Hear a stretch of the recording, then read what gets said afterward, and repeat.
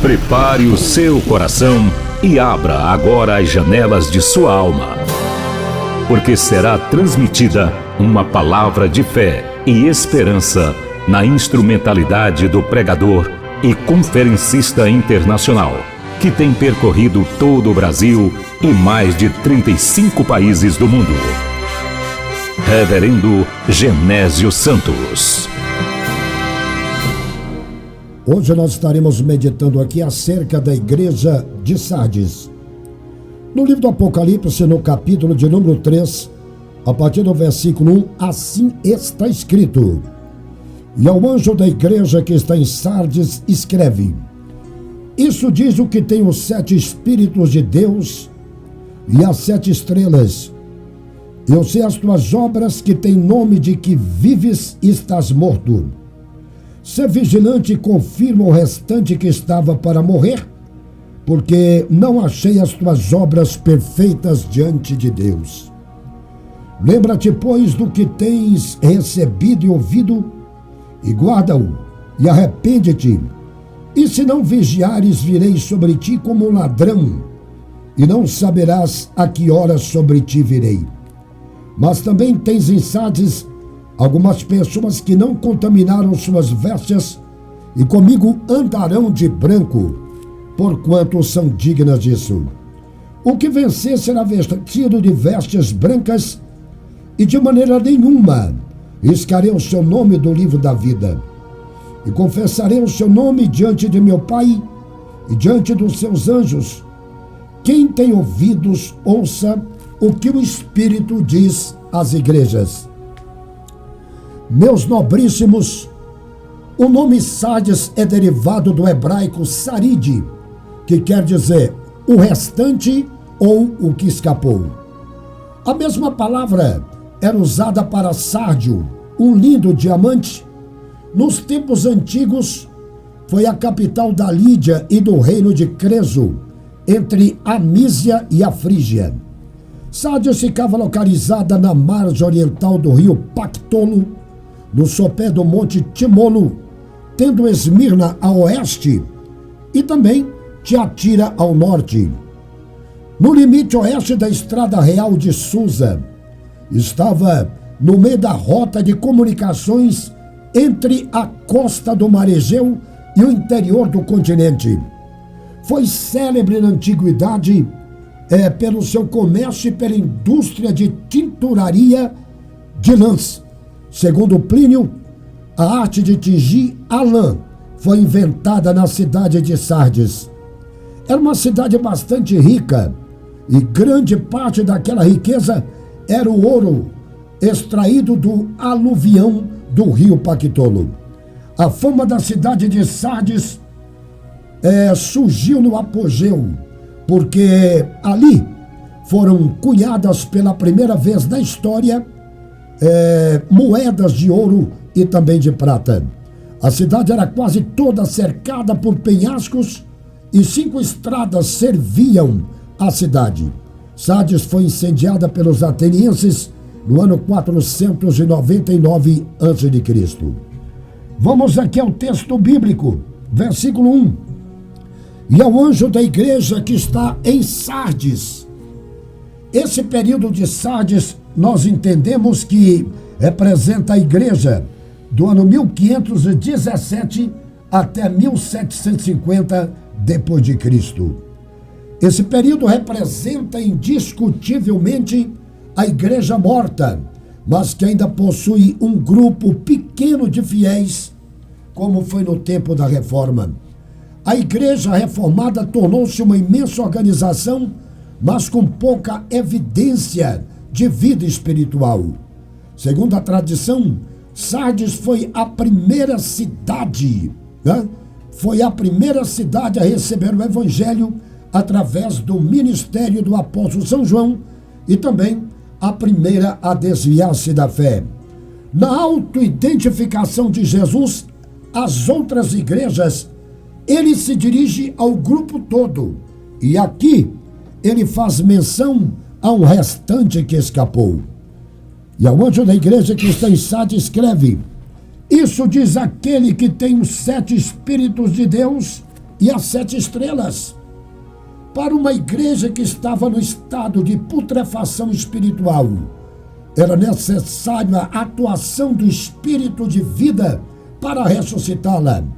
Somente a plenitude do Espírito poderia despertar da letargia espiritual essa igreja que vivia apenas de aparência. Muita igreja moderna tem uma liturgia que pode deixar qualquer mestre de cerimônia estupefato, mas não há batismo com o Espírito Santo, não há cura, não há revelação, não há profecia, não há avivamento e nem lágrima.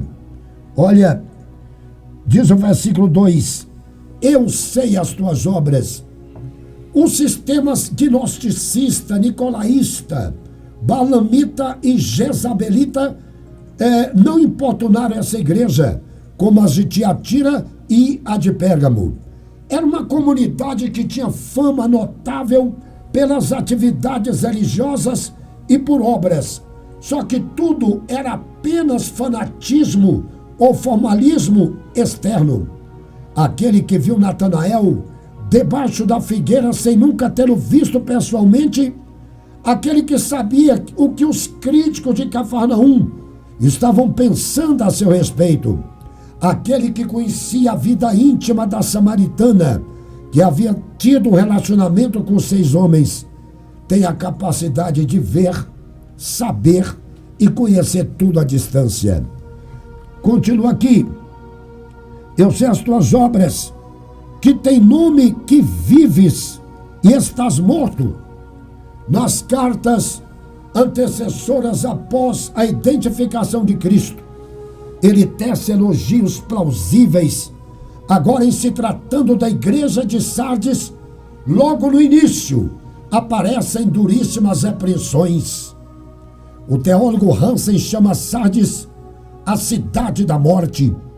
O ponto negativo de Tiatira era a heresia predominante, enquanto que o quadro clínico de Sardes era mais agravante, a morte espiritual. A igreja era um cemitério de cadáveres ambulantes, ou seja, de mortos, de vivos mortos. O historiador Heródoto, ele disse, o poder e as riquezas provocam arrogância, e que a arrogância termina em ruína. Este pensamento coaduna com o provérbio de Salomão, no capítulo 11, versículo 28. Eu quero dizer para você que agora, como identificar uma igreja morta?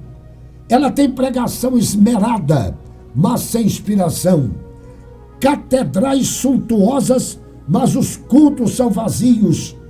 Corais afinadérrimos, mas sem unção. Membros que falam de amor, mas são contenciosos. Propaga a santificação, mas vive na promiscuidade. Os líderes convivem juntos, mas são desunidos. Organizadíssima, mas não é organismo vivo. Membros apáticos à oração pública e secreta. Na qualidade de clínico geral, o doutor Jesus Cristo não apenas faz a consulta, mas aplica o remédio restaurador aos mortos de Sardes. Ele é a fonte da vida. Jesus diz aqui no versículo de número 2, aqui do Apocalipse, olha o que ele diz aqui. Que expressão, capítulo 3, versículo 2. Ser vigilante e confirma o restante que estava para morrer, porque não achei as tuas obras perfeitas diante de Deus. Ele diz aqui, ser vigilante. A história nos faz saber que a cidade de Sardes, ela foi capturada 2 vezes, uma por Ciro e a outra por Antíoco Grande, quando os seguranças confiavam nos penhascos que a circundavam. E por isso foram surpreendidos, foi derrotada por causa da autoconfiança. Jesus diz aqui, ser vigilante, no versículo 2, confirma o restante que estava para morrer. Para uma classe, Cristo já tinha lavrado um atestado de óbito, enquanto a outra estava na unidade de terapia intensiva, respirando o ar da morte. No desastre da morte espiritual ocorrida em Sardes, houve um pequeno grupo que escapou. Em todos os tempos e em qualquer ponto geográfico do mundo, o Senhor sempre terá um remanescente fiel. Cristo pretendia transformar aqueles cadáveres espirituais sardenses em límpidas pedras vivas de sárdio na presença do Pai. O mundanismo oferece o gás carbônico da corrupção moral e Jesus, ele oferece o oxigênio da graça. Ele diz no versículo 2: não achei as tuas obras perfeitas diante de Deus. O que eles praticavam não coincidiam com o modelo doutrinário das Escrituras. Apesar da realização das obras, os cristãos sardenses, eles desejavam adaptarem-se à luxúria e aos prazeres do seu ambiente, que era justamente, literalmente paganizado. A igreja de Sardes é o padrão das igrejas odiernas que funcionam como empresas multiorganizadas, mas que não têm vida e nem a alegria do céu. A lâmpada de Sardes bruxuleava por falta de obras da fé. Ela tinha celebridade de boas obras perante o mundo religioso, mas não diante de Deus. Diz aqui o versículo 3: lembra-te, pois, do que tens ouvido e recebido. A princípio, aquela igreja tinha sido bem instruída nas doutrinas da fé cristã, na operação dos dons espirituais e envolvida no manto santo afogueado do batismo com o Espírito Santo. Adoravam, louvavam e serviam a Deus com inteireza de coração. Jesus fê-la lembrar de tudo que mantém o cristão alegre e avivado para o arrebatamento. Só que ali o trem da comunhão havia descarrilado.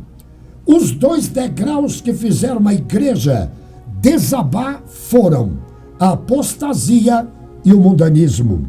Jesus diz aqui: lembra-te, pois, do que tens visto e ouvido, e guarda-o, e arrepende-te, e se não vigiares, virei sobre ti como ladrão. Esse simbolismo demonstra uma ação súbita do julgamento de Cristo contra a igreja de Sardes. O julgamento para a inércia de Sardes, se não arrependesse, seria fulminante.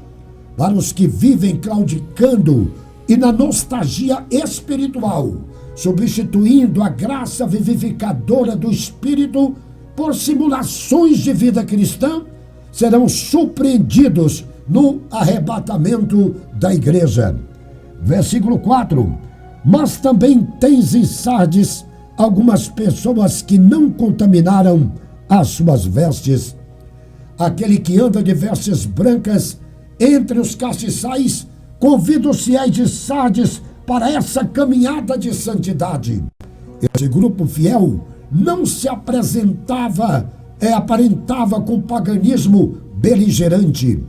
O rei Josafá, quando se apresentou e fez aliança com o profano rei Acabe, ele correu o risco de perder a própria vida, segundo Crônicas, capítulo 18. Certa inscrição encontrada perto da cidade de Sardes dizia que os adoradores dos deuses não podiam cultuá-los com as vestes sujas ou manchadas, o que constituía, dessa forma, uma desonra. Os membros dessa igreja podiam ser classificados de 3 categorias: os mortos, os que estavam para morrer e os não contaminados. Meu preclaro ouvinte nesta hora, qual dessas 3 você pertence? Qual dessas 3 classes? No sacerdócio arônico, os sacerdotes eram reconhecidos pelas vestes. O cristão também, ele é identificado pela autenticidade de seu caráter e também pela vida santificada que leva. Diz aqui o versículo 5: O que vencer será vestido de vestes brancas. Que maravilha! Aqueles que estivessem envolvidos no manto da pureza, da santificação e com poder moral intocável, seriam vestidos com a perfeita pureza da glória. As vestes serão de um branco resplandecente, como diz Mateus capítulo, ou seja, Lucas capítulo 24, versículo 4, e como a luz, Mateus capítulo 17, versículo 2. De acordo com o Salmo 45, o cristão possui duas vestes, uma de salvação e a outra para estar com Jesus em seu reino. As vestes pelas quais seremos vestidos são vestes de justiça. A cor branca diz respeito à essência de nossos corpos glorificados. Jesus continua dizendo aqui: e de maneira nenhuma riscarei o seu nome do livro da vida. Que coisa maravilhosa!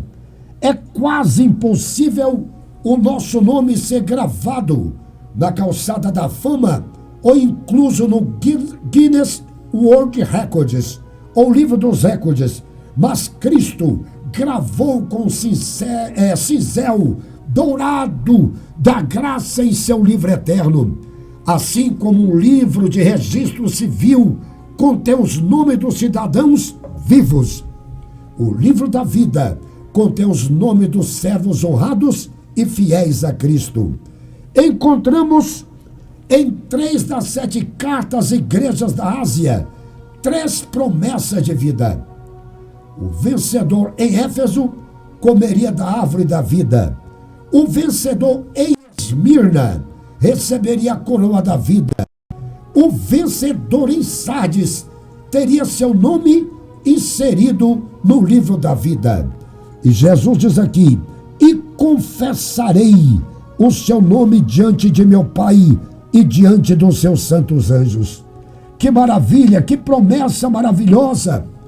O mísero Mefibosete, né, neto de Saul, cujo nome significa vergonha destruidora, outrora abandonado em Lodebar, nas terras transjordânicas de Gileade.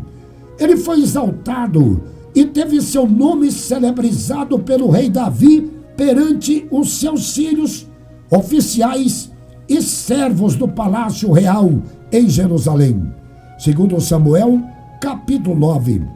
Os vencedores também terão seus nomes propagandeados pelo Rei Jesus Cristo, diante do Pai e da corte celestial.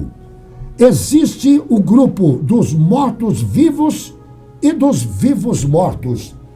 Qual desses dois grupos você pertence? Você pertence do morto-vivo ou do vivo-morto? Nós pertencemos ao grupo dos vivos-mortos, porque nós morremos para o mundo e nós passamos a viver para Cristo. Aquele primeiro grupo lá em Sardes eram de vivos-mortos. Eles estavam aparentemente vivos espiritualmente, mas eles estavam mortos.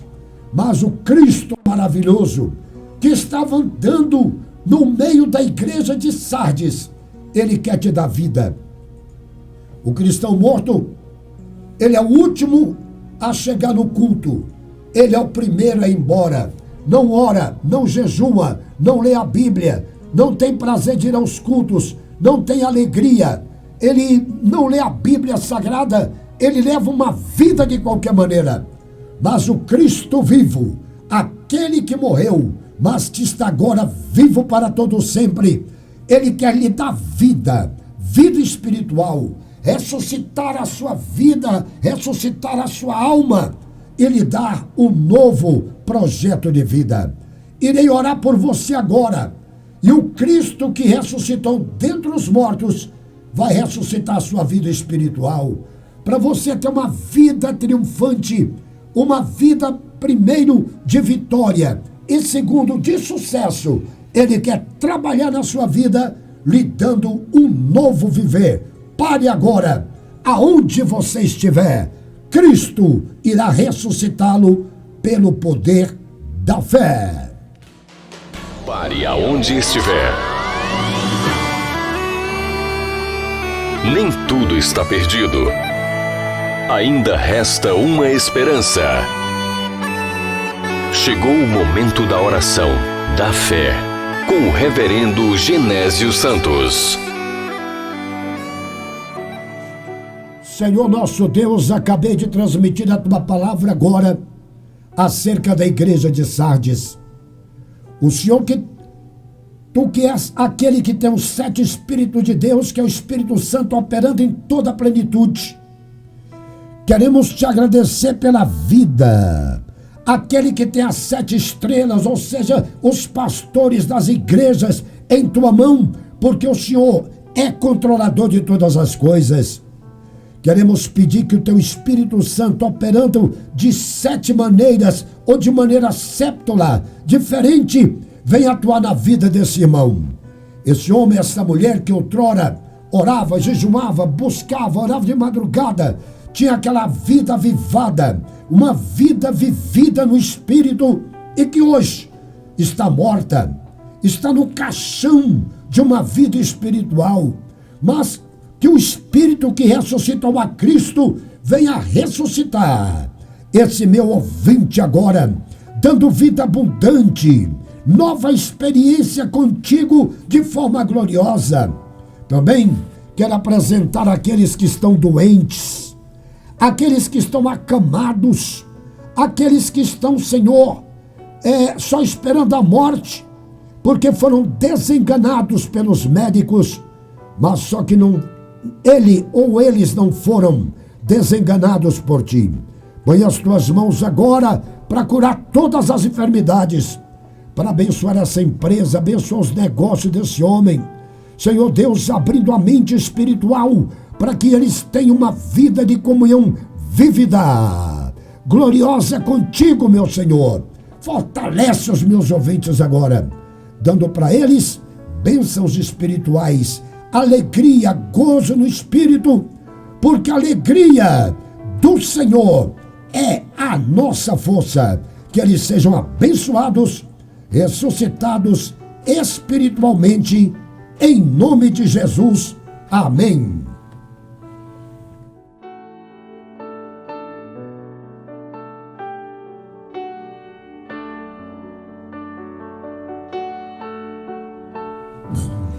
Graças a Deus. Estamos aí firmes. Vamos agradecer a Deus por tudo aquilo que Ele tem feito por nós. Queremos agradecer os nossos ouvintes que entraram em contato conosco, né? Aqui no nosso programa. Quero cumprimentar aqui de forma maravilhosa o Wagner. Lá, ele está dizendo aqui, manda a música Escudo. Nós vamos mandar depois dessa. Estaremos colocando essa então, atendendo o pedido do Wagner. Quero aqui também fazer notória aqui a presença da Meire, lá da loja A Fazendeira, lá no Jardim Guanabara, na Avenida Vera Cruz. Quero aqui também cumprimentar o meu amigo David Emilhome Fernandes, que ele está em São Paulo. Está, aliás, no estado do Pará. Deus abençoe você na lida da sua pregação como pregador itinerante, Davi Fernandes. Deus abençoe. Quero aqui também cumprimentar o pastor e cantor Carlos. É uma alegria tê-lo como participante do nosso programa. Tá certo? Que Deus possa abençoar você de uma forma toda especial. Tá bom? Vamos ouvir aqui o que tem a dizer o pastor Carlos, lá do estado do Pará, acerca da nossa programação aqui na Rádio Educativa Solid. Fale, pastor Carlos. Olá, meus irmãos, a paz do Senhor Jesus. Aqui quem vos fala é o pastor e cantor Carlos Marques. Estou passando aqui para dizer que eu também estou ligado na Rádio Educativa Solid com meu amigo Genésio Santos. Tá aí, muito obrigado. Aqui também a irmã Gladys, lá do estado do Amazonas. Ela está dizendo aqui, bom dia, pastor Genésio. Peço oração para que a irmã Maria do Socorro e por todos os meus familiares, você, pastor, é o meu incentivo para levar o ID de nosso Senhor Jesus Cristo. Eu também peço oração por mim, irmã Gladys Maria. Assim, estaremos orando. Já oramos e na certeza de que Deus dará vitória. Está aqui também através do YouTube, Ezequiel Lacerda. Eu estou sintonizado na emissora do meu coração. Envio abraços para os ouvintes, meu abraço para o sonoplasta Leandro Alves e no meu microfone, reverendo Genésio Santos. Obrigado. Deus abençoe você. E também pastor Carlos Marques, a paz do Senhor, povo de Deus. Está aí dado o vosso recado e vamos ver o que tem a dizer o pastor Eliel. Olá, eu sou o pastor Eliel Alencar, presidente das Assembleias de Deus de Mato Grosso do Sul. Quero fazer um convite muito especial para você. Venha ser ouvinte da Rádio Educativa Solid, uma rádio que tem uma programação eclética, mas muito sadia para você. Venha, forte abraço, fica com Deus. Amanhã estaremos aqui entrevistando o cantor e repentista Iomar Carneiro, lá da cidade de Brasília. Ele estará ao vivo aqui cantando e também transmitindo as suas palavras de repente, né? E ele é repentista oficial do Goiás Esporte Clube. Ele estará também batendo um violão aqui ao vivo amanhã. E na sexta-feira estarei recebendo aqui a ilustríssima serva de Deus, a apóstola Márcia. Eu estarei entrevistando-a aqui na Rádio Educativa Solid. E Deus abençoe você. Um abraço meu. E aqui, Leandro Alves, um abraço. Deus abençoe e um beijo em seu coração. As palavras que o Senhor liberou caíram por terra, todas se cumpriram, Simone.